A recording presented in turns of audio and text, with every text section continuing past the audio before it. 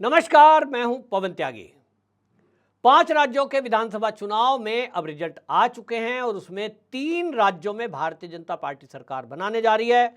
मैं आपको राज्यवार बताने जा रहा हूं कि किस राज्य में जो सरकार बन रही है बीजेपी की, उसके कारण क्या हैं, कांग्रेस की हार के कारण क्या हैं, ये सब मैं सिलसिलेवार बताऊंगा और वोट प्रतिशत भी बताऊंगा, तो आप ये जानेंगे। और मैं बात कर रहा हूं इस समय राजस्थान की, जहां राजस्थान में भारतीय जनता पार्टी ने सबको चौंका दिया है।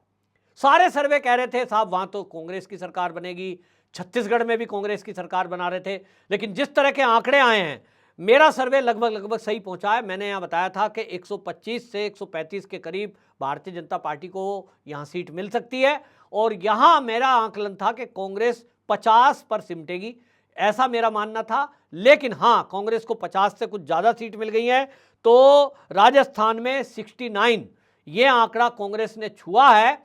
तो वो जो है बागियों के कारण ये सीट कांग्रेस की बढ़ी है, वरना ये 50 का आंकड़ा छूती नहीं।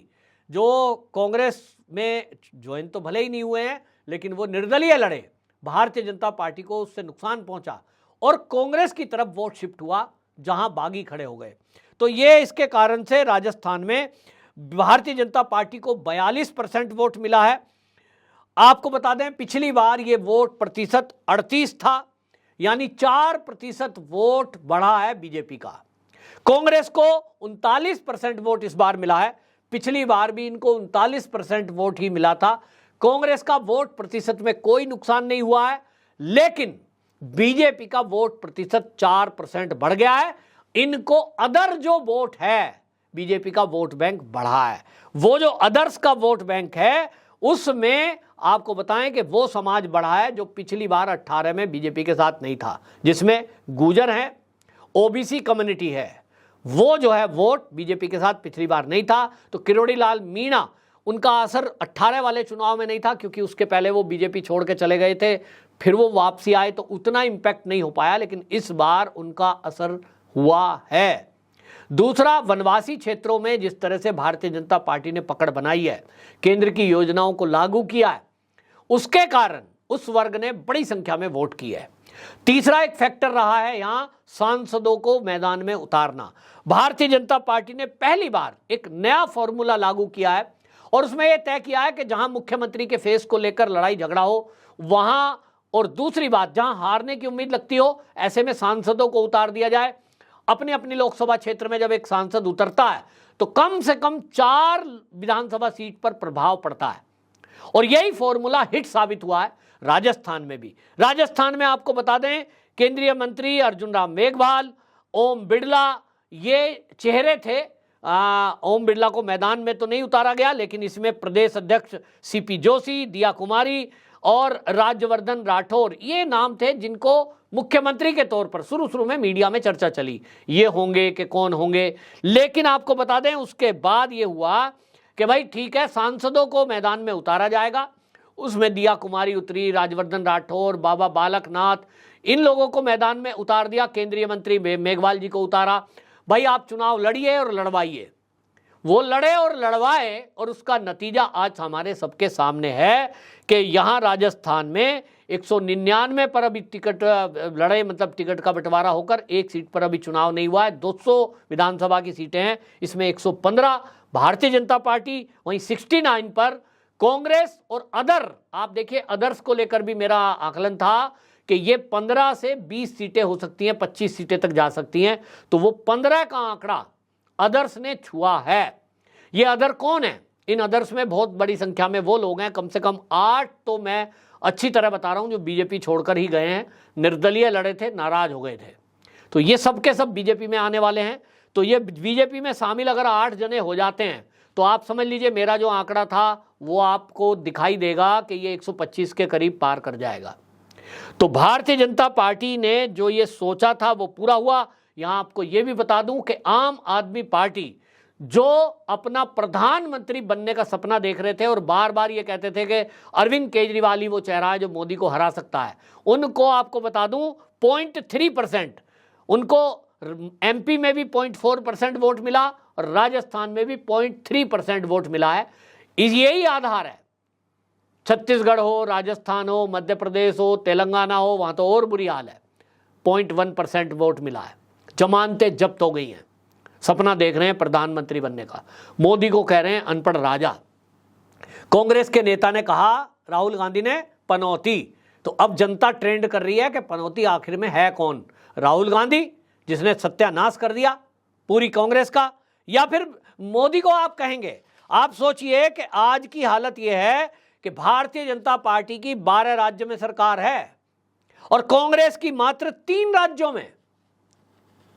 कौन पनौती है? आप एक प्रधानमंत्री, जो देश का प्रधानमंत्री है, उसको गाली देंगे और आप ये विचार करेंगे कि जनता मौन होकर रह लेगी? अब नहीं है वो टाइम। मोदी जी का काम जनता देख रही है कि देश और दुनिया में मोदी जी देश का नाम बना रहे हैं, कड़ी मेहनत कर रहे हैं। 2018 से अभी तक, जब से प्रधानमंत्री बने, एक भी दिन छुट्टी नहीं ली है, परिवार के लिए कोई प्रॉपर्टी नहीं बनाई है, किसी रिश्तेदार को उन्होंने टेंडर नहीं दिलाया, कोई रिश्तेदार, भाई, भतीजा, भांजा उनका कहीं बड़ी बड़ी पोस्टों पर नहीं है। ये जो मीडिया है इस समय, लिबरल, वामपंथी मीडिया, विदेशी मीडिया, सारा मोदी को छान रहा है। तब से, जब से वो गुजरात के सीएम थे, आज तक कोई उंगली नहीं लगा पाया कि मोदी जी ने फला भ्रष्टाचार किया। और इसके कारण से आज देश की जनता यह समझ चुकी है कि इस देश का सौभाग्य है कि हमको प्रधानमंत्री के रूप में नरेंद्र मोदी मिले हैं।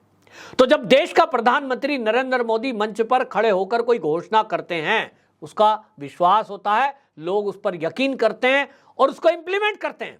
मोदी जी ने कहा स्वच्छ भारत, तो जनता ने स्वच्छता शुरू कर दी, कूड़ा कचरा लोग बीनने लगे, उस अभियान में जुड़े। आज हमारे देश से कितनी भी भयंकर बीमारी आती है, आज हम लड़ लेते हैं, उसका कारण है हमने स्वच्छता पर ध्यान दिया है। पहली सरकार आजादी के बाद से ऐसी आई, मोदी सरकार, जिसने घर घर से कचरा बीनने के लिए गाड़ियां लगा दी। कोई कल्पना नहीं कर सकता। सुबह सुबह गाड़ी आती है, घर के बाहर से कूड़ा बीनकर ले जाती है। इसके पहले क्या होता था? हम सबके घर के बाहर हमने कहीं एक ढेर बनाया होता था, पन्नी भरी और पटक दी, गंद फैलता रहता था। ये मोदी जी ने ठीक किया है। घरों में शौचालय बने, गांव की महिलाओं भी जंगल में न जाकर घर में शौचालय में शौच करें, इसका ध्यान किया मोदी जी ने।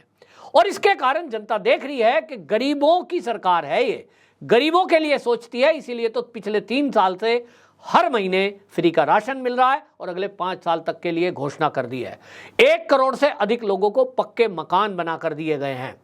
उज्ज्वला गैस दी गई है, जिसकी संख्या अभी तक करोड़ों में पहुंच चुकी है। 50 करोड़ लोगों को कार्ड बनाकर दिए गए हैं, जिसमें इलाज होता है लोगों का 5 लाख तक का। यह कोई आसान बात नहीं है। डायरेक्ट बेनिफिट, डायरेक्ट खाते में पैसा पहुंच रहा है किसानों के, सम्मान निधि।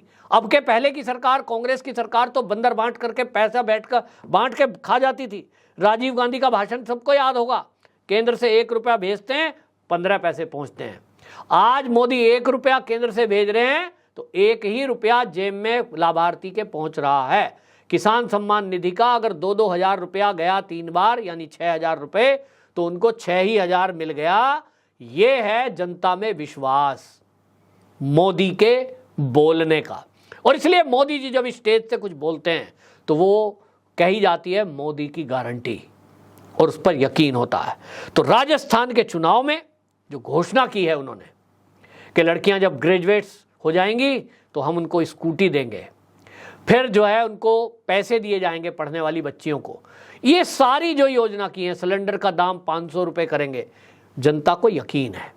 वहीं कांग्रेस की घोषणाओं को लोगों ने दरकिनार कर दिया, क्योंकि उन्हें पता है राहुल गांधी पिछली बार भी गिनती गिनवा रहे थे और उस गिनती गिनवाने के बाद कोई नतीजा नहीं निकला, इन पर कोई भरोसा नहीं कर रहा है। तो ये कुल मिलाकर कुछ फैक्टर रहे जिसके कारण राजस्थान के अंदर भारी बहुमत के साथ भारतीय जनता पार्टी की सरकार बनी। अब सीएम कौन होगा, इसको लेकर जनता चर्चा कर रही है बाबा बालकनाथ के नाम की, लेकिन संगठन की तरफ से मेरे पास जो मेरे सूत्र हैं वो कह रहे हैं कि ओम बिरला का नाम आगे आ रहा है। अब देखना होगा कि यहाँ सीएम कौन बनेगा। वसुंधरा राजे सिंधिया, जो कि जानी जाती हैं, पिछली बार भी अड़ रही थी, हालांकि सबसे लोकप्रिय नेताओं में वो एक हैं, उनके नाम पर वोट भी पड़ा है, संगठन को साथ लेकर चलने वाली हैं। अब देखना होगा, ये एक पार्टी का फैसला है, इस पर क्या फैसला होता है अगले कुछ घंटों में ये भी साफ हो ही जाएगा। आपकी क्या राय है कमेंट बॉक्स में जरूर बताएं। वंदे मातरम।